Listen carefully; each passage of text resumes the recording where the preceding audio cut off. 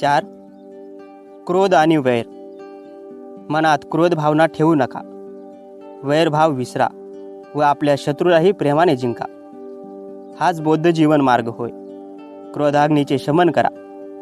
त्याने मला शिव्या दिल्या, त्याने मला वाईट रीतीने वागविले, त्याने मला हरविले, त्याने मला लुबाडले. जो असे विचार मनात ठेवतो त्याचा वैरभाव कधीही शांत होत नाही. ज्याच्या मनात असे विचार उठत नाहीत त्याचा वैरभाव शांत झालेला असतो. शत्रू शत्रूची हानी करतो, द्वेष्टा द्वेष्ट्याची हानी करतो, परंतु शेवटी ती कोणाची हानी ठरते? माणसाने अक्रोधाने क्रोधाला जिंकावे, असाधुत्वाला जिंकावे, वाईटाला चांगुलपणाने जिंकावे, लोभी माणसाला उदारतेने जिंकावे आणि खोटे बोलणाऱ्याला खरेपणाने जिंकावे. खरे बोलावे, रागवू नये, जवळ थोडे असेल तरी त्यातूनही काहीतरी द्यावे.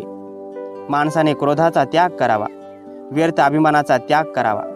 सर्व बंधनाला तोडून जो माणूस नामरूपाविषयी अनासक्त असतो, जो कोणत्याच गोष्टीला माझी म्हणत नाही, असा अपरिग्रही दुःख भोगत नाही. ज्याप्रमाणे सारथी बहकलेल्या रथाला थांबवून धरतो, त्याप्रमाणे जो उत्पन्न क्रोधाला थांबवून ठेवतो त्यालाच मी जीवन रथाचा खरा सारथी मानतो. बाकीचे नुसते लगामाची दोरी धरणारेच असतात. विजयामुळे वैर वाढते. पराजित मनुष्य दुःखी राहतो, परंतु ज्याने जयापराजयाच्या कल्पनेचा त्याग केला आहे असा शांत पुरुष सुखाने झोप घेतो. कामाग्नीसारखा अग्नी नाही, द्वेषासारखे दुर्दैव नाही, उपादान स्कंदासारखे दुःख नाही, निर्वाणापेक्षा मोठे सुख नाही. वैराने वेळ कधीही शांत होत नाही, अवैरानेच ते शांत होते. हा सनातन धर्म आहे. 5. मनुष्य, मन आणि मनाचे मळ. मनुष्य तसाच असतो जसे त्याचे मन त्याला घडविते. सन्मार्गावर पुढे वाटचाल करण्यास मनाची साधना हे पहिले पाऊल होय. बौद्ध जीवन मार्गाची ही मुख्य शिकवण होय. मनुष्याच्या सर्व व्यवहाराचे उगमस्थान मन आहे. मन हेच मुख्य आहे. मनुष्य जर दुष्ट मनाने बोलेल किंवा वागेल तर ज्याप्रमाणे चालत्या बैलगाडीचे चाक बैलाच्या पायाचा पाठलाग करते, त्याप्रमाणे दुःख त्या मनुष्याच्या मागे जाते. मनुष्य जर शुद्ध चित्ताने बोलेल किंवा वागेल तर कधी न सोडणारी मनुष्याची छाया ज्याप्रमाणे त्याच्या बरोबर असते त्याप्रमाणे सुख सदोतीत त्याच्या बरोबर राहते. मन हे चंचल, दुर्निवार, दुर्धर आणि रक्षण करण्यास कठीण असते. ज्याप्रमाणे बाण तयार करणारा बाणाला सरळ करतो, तसा बुद्धिमान पुरुष मनाला एकाग्र व सरळ करतो. पाण्याबाहेर काढलेली मासोळी ज्याप्रमाणे तडफडते, त्याप्रमाणे माराच्या म्हणजेच कामदेवाच्या तावडीतून सुटताना मन व्याकुळ असते. ज्याचा निग्रह करणे फार कठीण आहे, जे फार चंचल आहे, जे सदैव सुखासाठी वखवकलेले असते, अशा मनाचे दमन करणे फार उत्तम आहे. कारण दमन केलेले मन फार सुखदायक असते. आपल्या स्वतःस एका प्रदीपासमान बनवावे. परिश्रम करावा जेव्हा चित्तमळ नाहीसा होईल आणि तुम्ही दोषरहित व्हाल, जेव्हा तुम्ही दिव्य भूमीला पोहोचाल. ज्याप्रमाणे सोनार क्षणाक्षणाने रुपयातील अशुद्धतेला कणाकणाने जाळून टाकतो, त्याप्रमाणे बुद्धिमान मनुष्याने क्षणाक्षणाने चित्ताचा मळ थोडा थोडा नाहीसा करावा. लोखंडापासून निघणारा गंज हा ज्याप्रमाणे लोखंडातून जन्मास येऊन लोखंडाचाच नाश करतो, त्याप्रमाणेच पापी माणसाचे कर्म त्याला दुर्गतीकडे नेत असतात. सर्वात अतिशय वाईट कलंक म्हणजे अविद्येचा कलंक. भिक्षूंनो, या कलंकाचा त्याग करा आणि निष्कलंक व्हा. जो मनुष्य कावळ्यासारखा निर्लज्ज आहे, उचापती करणारा आहे, दुस्साहसी असा बेछूट आहे आणि नीच आहे, अशा माणसाला जीवन सुकर असते. परंतु जो विनम्र आहे, नेहमी पवित्रतेच्या शोधात असतो, अनासक्त आहे, शांत आहे, निर्मळ आहे, अशा बुद्धियुक्त मनुष्याला जीवन सुकर नसते. जो हिंसा करतो, असत्य भाषण करतो, चोरी करतो, जो जो परदारागमन करतो आणि जो मनुष्य उन्माद मद्यपानात मग्न राहतो, तो मनुष्य इहलोकी आपलेच थडगे खणीत असतो. हे माणसा, हे लक्षात ठेव, संयमहीनाची स्थिती चांगली नसते. सावध राहा की लोभ आणि पापकर्म तुला चिरकाल दुःखात लोटणार नाहीत, याची काळजी घे. कोणीही देणारा आपल्या श्रद्धेप्रमाणे किंवा इच्छेप्रमाणे देतो. जर मनुष्य दुसऱ्याला मिळणाऱ्या अन्न पाण्याबद्दल मनात जळत राहिला तर त्याला ना दिवसा शांती मिळते ना रात्री शांती मिळते. परंतु ज्याच्या मनातून या असल्या विचाराचे निर्मूलन झालेले असते त्याला दिवसाही शांती मिळते आणि रात्रीही शांती मिळते. कामासारखा अग्नी नाही आणि लोभासारखा पुराचा लोंढा नाही. परदोष हे सहज दिसतात, परंतु स्वतःचे द्वेष क्वचितच दिसतात. ज्याप्रमाणे धान्याचा तूस पाकडावा त्याप्रमाणे माणूस इतरांचे दोष पाकडीत असतो. परंतु ज्याप्रमाणे कपटी, जुगारी, अपयशी फासा लपवून ठेवतो त्याप्रमाणेच मनुष्य स्वतःचे दोष लपवित असतो. जो मनुष्य परदोषच पाहत राहतो आणि स्वतःचे दोष उघड होतात चिडू लागतो, त्याचे मनोविकार वाढतच राहतात आणि तो त्या विकारांच्या विनाशापासून दूर दूर जात असतो. सर्वच पापापासून दूर राहा, पुण्य करीत राहा, आपल्या विचारांना शुद्ध करीत राहा, ही बुद्धांची शिकवण आहे. 6. आपण स्वतः आणि आत्मविजय. जर स्वतःला स्वत्व असेल तर माणसाने आत्मविजयी व्हायला पाहिजे. हाच बौद्ध जीवन मार्ग होय. मनुष्य हा स्वतःचाच स्वामी आहे, दुसरा कोण स्वामी असू शकणार? जर मनुष्य स्वतःचा संयम करील तर तो दुर्लभ विजय प्राप्त करेल. जो मूर्ख मनुष्य अर्हत, आर्य, शीलवान माणसाच्या शासनाची उपेक्षा करतो आणि खोट्या धर्मसिद्धांताच्या मागे लागतो, तेव्हा त्याचे ते दुष्कृत्य ज्याप्रमाणे बासाची फळे बासाच्या विनाशास कारणीभूत होतात, त्याप्रमाणे त्याची स्वतःचीच कर्मे त्याच्या विनाशाला कारणीभूत होतात. आपण स्वतःच पाप करतो आणि त्यामुळे आपणच मलिन होतो. आपणच पापाचा त्याग करतो व त्यामुळे आपणच स्वतःला शुद्ध करू शकतो. शुद्धी आणि अशुद्धी या स्वतःवरच अवलंबून असतात. कोणीही दुसऱ्याला शुद्ध करू शकत नाही. जो केवळ सुंदर सुंदर असेच बघतो, जो इंद्रियांचा संयम राखीत नाही, जो भोजनाची मात्रा राखून खात नाही, आळशी आणि हीनवीर्य आहे, त्याला त्याची स्वतःची कर्मेच त्याला नाश करणारे ठरतात. ज्याप्रमाणे वाऱ्याने दुबळे झाडं नाश पावते, त्याप्रमाणे ज्याच्या ठिकाणी भोग लालसा नाही, ज्याने इंद्रिय दमन केलेले आहे, जो खाण्यात नियमस्थ असतो, ज्याच्या ठिकाणी भोग लालसा नाही, ज्याने इंद्रिय दमन केलेले आहे, जो खाण्यात नियमस्थ असतो, जो विश्वासार्ह व बळकट राहत असतो, तो ज्याप्रमाणे पर्वत वाऱ्याने उलथून पडत नाही त्याप्रमाणे तो पतन पावत नाही. जर माणसाला स्वतः संबंधी प्रेम असेल तर त्याने स्वतःवर दक्षतेने लक्ष ठेवले पाहिजे. प्रथम स्वतःची सन्मार्गावर स्थापना करावी, दुसऱ्याला उपदेश करावा. शहाण्या माणसाने स्वतःला द्वेष लागेल असे वर्तन करता कामा नये. स्वतःला दोष लागेल असे वर्तन करता कामा नये. स्वतःचे दमन करणे हे फार कठीण असते. जर माणूस दुसऱ्याला ज्याप्रमाणे उपदेश करतो त्याप्रमाणे जर स्वतः वागला तर तो दुसऱ्यावर स्वामित्व गाजवू शकतो. असा आत्मसंयमी होऊन स्वतःचे दमन करणेच कठीण असते. स्वतः केलेल्या पापाबद्दल स्वतःलाच भुर्दंड भरावा लागतो. माणूस स्वतःला पापापासून विरक्त ठेवू शकतो आणि स्वतःच परिशुद्ध होऊ शकतो. दुसरा कोणीही कोणाला शुद्ध करू शकत नाही. युद्धात शेकडो वीरांना जिंकण्यापेक्षा जो आत्मविजय मिळवतो तोच खरा परमवीर होय. जर माणूस दुसऱ्याला असा उपदेश देतो तसेच तो स्वतः वागत असेल तर तो दुसऱ्यांना ताब्यात ठेवू शकतो. प्रथम स्वतःची सन्मार्गावर स्थापना करावी व मग दुसऱ्याला त्याचा उपदेश करावा.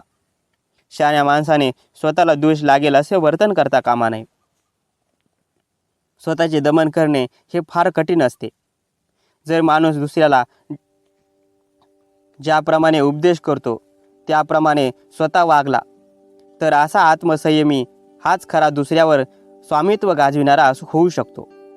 मनुष्य हा स्वतःचा संरक्षक असतो. त्याचा दुसरा कोण संरक्षण असणार?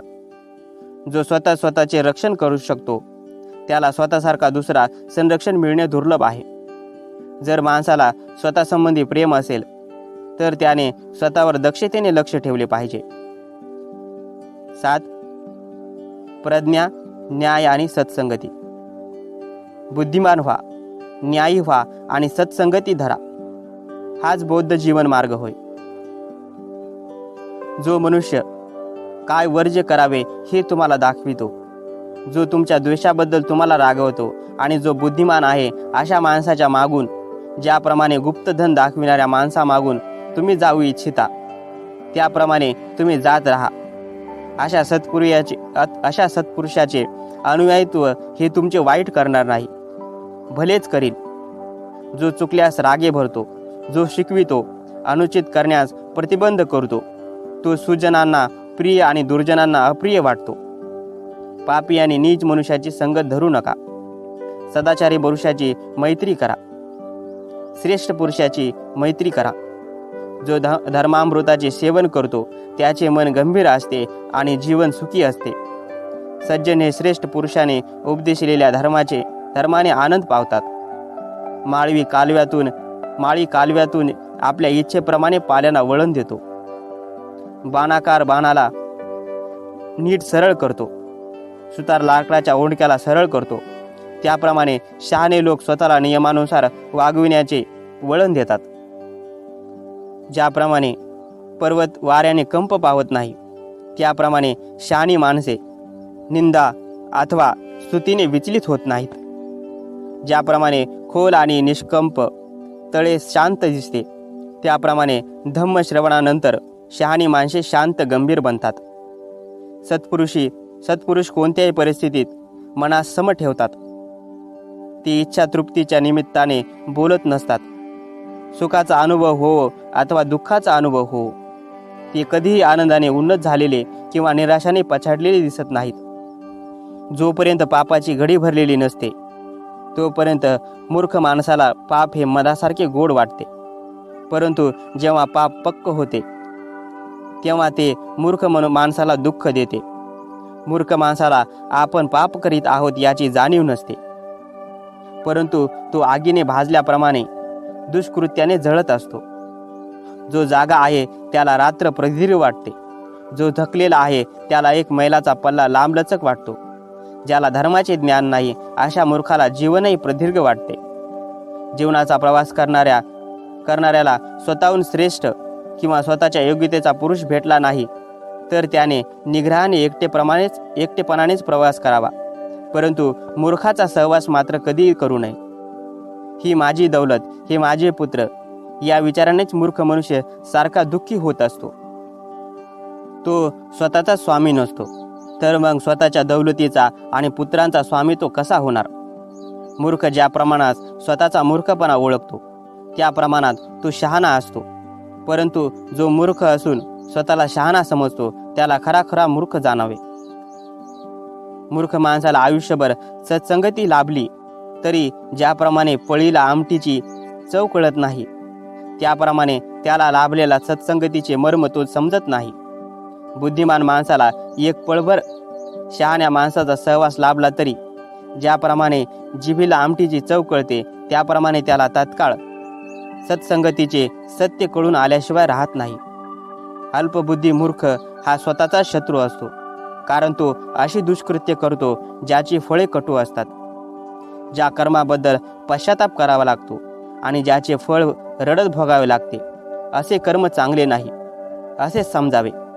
जे कर्म केले असता पश्चाताप करावा लागत नाही आणि ज्याचे फळ प्रफुल्ल मनाने व आनंदाने भोगता येते ते कर्म चांगले कुशल आहे असे समजावे. जोपर्यंत दुष्कर्माचे फळ भोगावे लागत नाही तोपर्यंत मूर्खाला ते मधासारखे गोड वाटते, परंतु ते पापकर्म जेव्हा पक्क होते तेव्हा मूर्खाला दुःख भोगावे लागते. लपलेले दुष्कर्म जेव्हा उघड होते आणि ते दुःखाचे कारण होते तेव्हा ते करणाऱ्या मूर्खाच्या शुक्ल अंशाचा नाश होतो. एवढेच काय तर ते त्याचा शिरच्छेदही करते. खोटी प्रसिद्धी, भिक्खूमध्ये अग्रमान, विहारामध्ये वर्चस्व, लोकांमध्ये सन्मान मिळवण्याची हाव, या गोष्टींना मूर्खाकरिता सोडून द्यावे. केस विकले म्हणून मनुष्य सुज्ञ ठरत नाही. त्याचे केस किती पांढरे होत, त्याला व्यर्थ म्हातारा झालेला असेच म्हणतात. जो सत्यवान, सद्गुणी, कारुणिक, समी, नियमस्थ, शुद्धाचरणी आणि शहाणा आहे, त्यालाच लोक वृद्ध समजतात. कितीही अधिक बोलणारा असला, वर्णाने किती सुंदर वर्णाचा असला, तरी जो मत्सरी, कृपण, अप्रामाणिक असतो, तो सन्मानास पात्र ठरत नाही. ज्या ठिकाणी हे सर्व दुर्गुण अजिबात नाहीत, जो घृणेपासून मुक्त आहे, शहाणा असतो आणि तोच सन्मार्गीही असतो. जो मनुष्य एखादी गोष्ट जबरदस्तीने कोणाकडून करून घेतो, तो न्यायी नव्हे. याउलट जो कुशल आणि अकुशल यात भेद करतो, जो स्वतः पंडित असून इतरांना मार्ग दाखवितो आणि तसे करताना जो हिंसेचा किंवा जबरदस्तीचा वापर मुळीच करीत नाही, जो स्वतः धर्मरक्षक असून हिंसेऐवजी बुद्धीने आणि धर्माने मार्गदर्शन करतो, त्यालाच न्यायी पुरुष म्हणतात. फार बोलतो एवढ्यावरूनच कोणी पंडित ठरत नाही. जो क्षमाशील असतो, जो द्वेष आणि भय यांच्यापासून मुक्त असतो, त्यालाच पंडित म्हणावे. फार बोलतो एवढ्यावरूनच कोणी धम्माचा आधारस्तंभ ठरत नाही. परंतु जो माणूस ज्ञान अल्प असले तरी त्याला तो आचरणात आणतो, जो धम्माची कधीही हेळसाळ करीत नाही, तोच धम्माचा आधारस्तंभ असतो. जर माणसाला कोणी दूरदर्शी, शहाणा, संयमी, सहचरणी भेटला, तर त्याने त्याचा सहवास करावा. त्याच्याबरोबर आल्या संकटावर मात करीत आनंदाने परंतु विचारीपणाने त्याची संगत धरावी. जर माणसाला दूरदृष्टीचा, शहाणा, संयमी लाभला नाही, तर त्याने जसा एखादा धैर्यवान राजा जिंकलेला प्रदेश मागे सोडून वनराजाप्रमाणे एकटाच पुढे जातो, त्याप्रमाणे त्याने आपला जीवनपट एकट्यानेच अग्रक्रमावा, एकांत पत्करावा. परंतु मूर्खाची संगत नको. माणसाने एकटेच रस व्हावे, पाप करू नये आणि अगदी थोड्याच इच्छा ठेवून जंगलातील गजराजाप्रमाणे एकटेच आपला जीवनपथ आक्रमित राहावे. संकटाचा प्रसंग आला म्हणजे मित्र सुखदायक ठरतात. भोग सामुग्री सुखदायक वाटते. सत्कर्म हे सुखदायक असते. मरणाची घडी जवळ आली असताना आधीच केलेले कुशल कर्म सुखदायक ठरते. सर्व दुःखाचा नाश सुखदायक ठरतो. जगात मातृसुख सुखकर असते, पितृत्व सुखकर असते, श्रमणत्व सुखकर असते. वार्धक्यातही टिकणारे पालन सुखकर असते. दृढतापूर्वक प्रतिष्ठित झालेली श्रद्धा सुखकर असते. प्रज्ञेचा लाभ सुखकर असतो. अकुशल कृत्य न करणे सुखदायक असते. मूर्खाचा सहवास दीर्घकालापर्यंत दुःख देतो. मूर्खाची संगत शत्रूच्या संगतीप्रमाणे दुःखकार असते. आप्तेष्टांच्या भेटीप्रमाणे सत्संगतीही सुखकर असते. म्हणून माणसाने शहाण्या, बुद्धिमान, पंडित, क्षमाशील, कर्तव्यदक्ष, धर्मधर आणि श्रेष्ठ लोकांचे तसेच अनुसरण करावे, ज्याप्रमाणे चंद्र नक्षत्र मार्गाने जातो. प्रमादाची कास धरू नका. अप्रमादी राहण्याच्या वाट्याला पुरेसा आनंद येतो. जेव्हा बुद्धिमान माणूस प्रमादाला अप्रमादाने दाबून टाकतो, तेव्हा प्रज्ञेच्या शिखरावर चढून शोकग्रस्त मूर्खाकडे करुणेने पाहतो. ज्याप्रमाणे पर्वतावर चढलेला कोणी धैर्यवान माणूस दुःखात मग्न असलेल्या जनसंमर्दाकडे करुणेचा दृष्टिक्षेप करीत असतो. अविचारी माणसात विवेकशील, निद्रिस्ता, जागरूक माणूस इतरांना मागे सारून स्वतः याप्रमाणे पुढे जातो, ज्याप्रमाणे कोणी दुर्बल घोड्याला मागे सारून पुढे जाणारा वेगवान घोडा. 8. मनाची जागरूकता आणि एकाग्रता. प्रत्येक कार्य करताना जागरूक राहावे. प्रत्येक कार्य विचारपूर्वक करावे. प्रत्येक बाबतीत अप्रमादी आणि उत्साही राहावे. हाच बौद्ध जीवन मार्ग होय. आपण जे काही आहोत ते सर्व आपल्या विचारांचा परिणाम आहे. ते सर्व आपल्या विचारावर आधारित आहे आणि आपल्या विचारांचेच बनलेले आहे. जर मनुष्य दुर्विचाराने बोलू लागेल, कृती करू लागेल, तर दुःख त्याचा पाठलाग करीत राहील. जर माणूस शुद्ध विचाराने जे काही बोलतो आणि करतो तर त्याच्या मागे सौख्य चालून येते. म्हणून शुद्ध विचारांना अतिशय महत्त्व आहे. अविचारी बनू नका, विचारवान बना. चिखलात रुतलेला हत्ती ज्याप्रमाणे आपली मोकळीक करण्यासाठी झटतो, त्याप्रमाणे अकुशल मार्गापासून आपली मुक्तता करा. माणसाने आपल्या चित्ताची राखण करावी. ते कार्य कठीण आहे, कारण हे चित्त जिकडे वाट मिळेल तिकडे ते सैराटासारखे पळत असते. म्हणून चित्ताची रक्षा करणे सुखकर असते. ज्याप्रमाणे नीट न साकारलेल्या घरात पावसाचे पाणी घुसते आणि गळत राहते, त्याप्रमाणे चित्त जर साधनाहीन असेल तर त्यात विकार प्रवेश करतात. ज्याप्रमाणे व्यवस्थितपणे साकारलेल्या घरात पावसाचे पाणी घुसत नाही आणि घर गळत नाही, त्याप्रमाणे चिंतनयुक्त मनात विकाराला प्रवेश मिळत नाही. माझे मन एकेकाळी वाट मिळेल तिकडे आणि वाटेल तसे भरकटत होते. परंतु ज्याप्रमाणे माहूत अंकुशाने क्षुब्ध गजाला वळवीत असतो, त्याप्रमाणे मी आता आपल्या मनावर स्वामित्व गाजवित आहे. दुर्निवार आणि सैराट पळणाऱ्या अशा मनाला काबूत ठेवणे ही उत्तम गोष्ट आहे. याला काबूत ठेवणे कठीण आहे, परंतु काबूत ठेवलेले मन सुखाचे उगमस्थान असते. जे या दूरवर भटकणाऱ्या मनाला लगाम घालतात ते मारबंधनापासून विमुक्त होतात. जर माणसांचे चित्त अस्थिर असेल, जर सद्धम्म त्यास ठाऊक नसेल आणि जर त्याचे चित्त शांत नसेल, तर त्याची प्रज्ञा कधीही पूर्णतेस पोहोचू शकत नाही.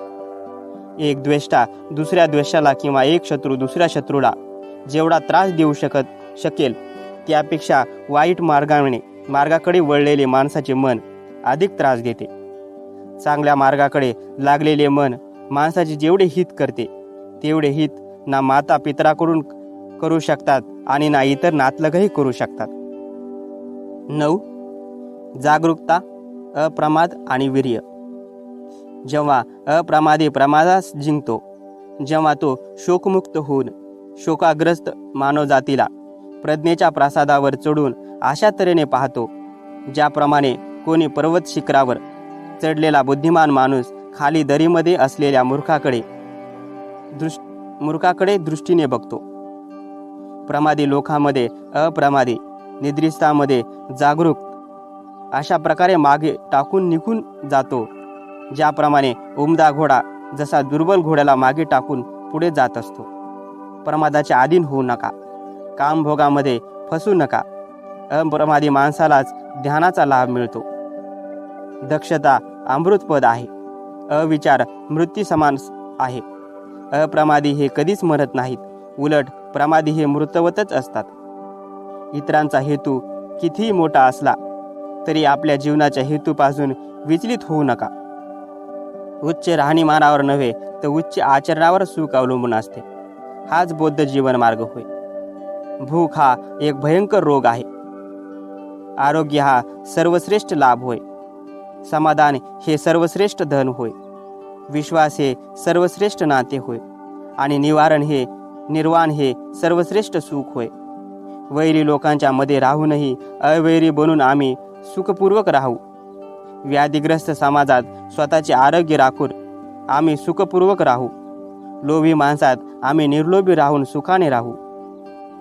शेताचे जसे व्यर्थच्या तणाने नुकसान होते, त्याप्रमाणे काम राग हे दोष जनतेस कष्ट देतात. म्हणून वीतराग पुरुषांना दिलेले दान महान फलदायी होते. शेताचे जसे व्यर्थच्या तणाने नुकसान होते, त्याप्रमाणे प्रमादाने जनतेस कष्ट होतात. म्हणून गर्वरहित पुरुषांना दिलेले दान महान फलदायी होते.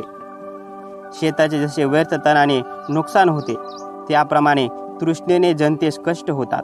म्हणून तृष्णामुक्त पुरुषाला केलेले दान महान फलदायक होय. धम्मासाठी केलेले दान हे सर्वश्रेष्ठ दान असते.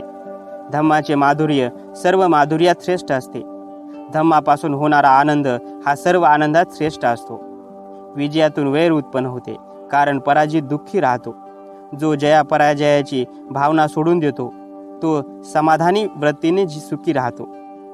कामासारखा दुसरा अग्नी नाही, घृणेसारखा पराजय नाही, शरीरासारखे दुसरे सुख नाही, शांतीसारखे सुख नाही, इतरांच्या कमीपणाकडे किंवा त्यांनी काय केले न केले इकडे बघू नका. आपल्यातील कमीपणा किंवा आपण काय केले न केले यावर लक्ष ठेवणे अधिक चांगले होय. जो विनयशील आहे, जो चित्तशुद्धी इच्छितो, जो अनासक्त आहे, एकांत प्रिय आहे, जो विवेकशील आहे, जो पवित्र जीवन व्यतीत करू इच्छितो, त्याचे जीवन नेहमीच खडतर असते. या जगात कोणी असा माणूस आहे काय जो त्याला कसलेही दूषण देण्यास अवसर देत नाही? ज्याप्रमाणे तेजस्वी घोडा आपल्या स्वाराला चाबूक मारायला अवसरच देत नाही. कोणाशीही कठोरतेने बोलू नका. दुसरेही तसे प्रत्युत्तर देतील. क्रोधयुक्त वाणी दुःखकारक असते. कोणावर तुम्ही आघात केलात तर प्रत्याघात होईलच. रथाच्या चाकाला जशी खीळ ठोकण्याचे महत्त्व असते, त्याप्रमाणेच या जीवनाला स्वातंत्र्य, नम्रता, सदिच्छा, निस्वार्थीपणा याचे महत्त्व आहे. हाच बौद्ध जीवन मार्ग होय. 11. ढोंग. खोटी बोलू नये. खोटे बोलण्यास दुसऱ्याला प्रवृत्त करू नये.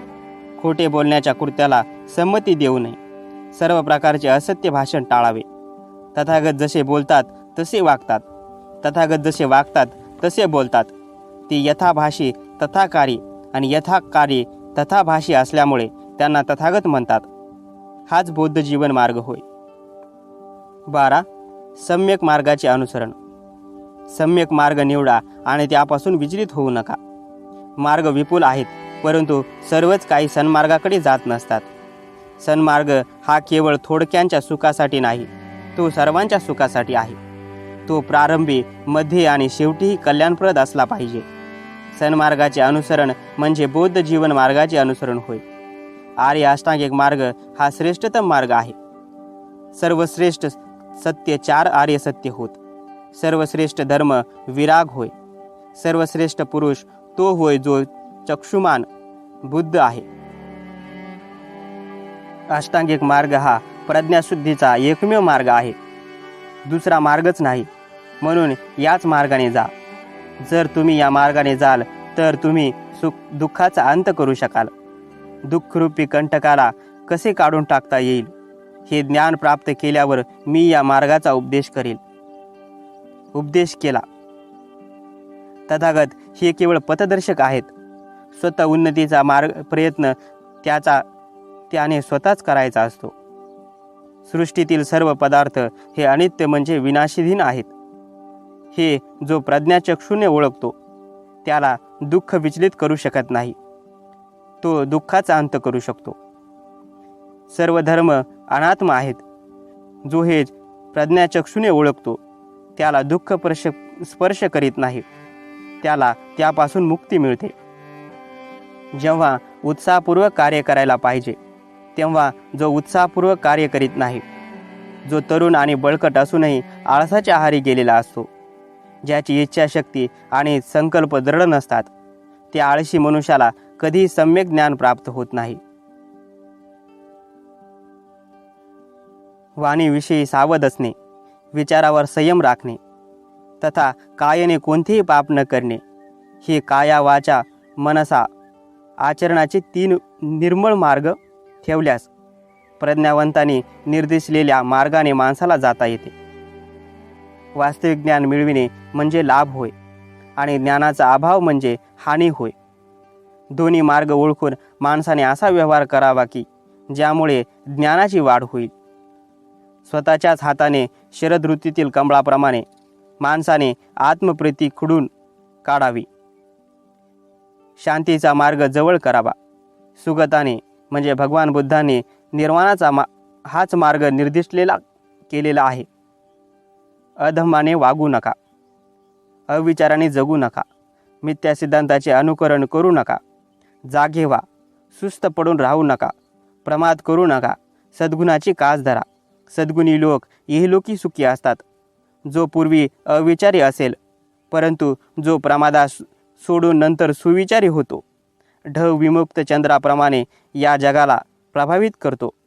ज्याची सत्कृत्ये दुष्कृत्यांना आच्छादून टाकतात, तो ढग विमुक्त चंद्राप्रमाणे जगाला प्रकाशित करतो. जो धर्मनियमाचे उल्लंघन करतो आणि असत्य बोलतो, तो कोणतेही पापकर्म करू शकतो. जो सदैव सावधान असतो, जो रात्रंदिवस अधिकाधिक अभ्यास करतो, जो निर्वाणासाठी आटोकाट प्रयत्न करीत असतो, त्याचे दुर्विकार शेवटी लोप पावतात.